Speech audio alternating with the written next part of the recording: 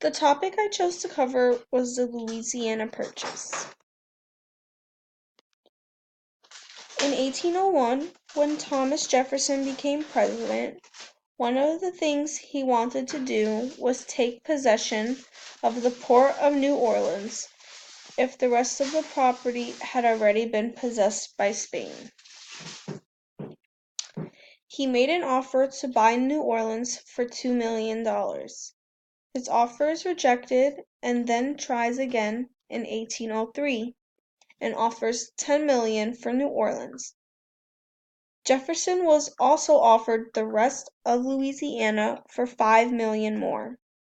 So that's a total of 828,000 miles.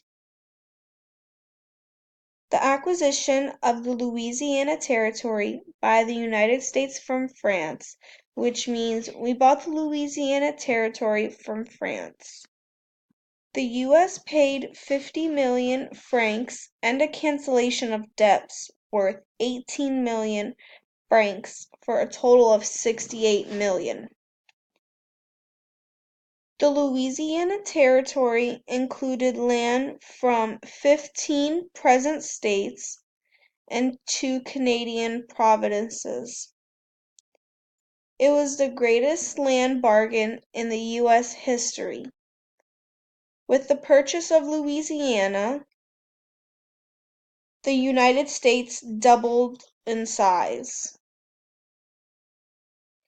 Explorations and scattered settlements in the 17th and 18th century had given France control over the river and title to most of Mississippi Valley, and stayed with them from 1699 to 1762, where it was ceded to Spain.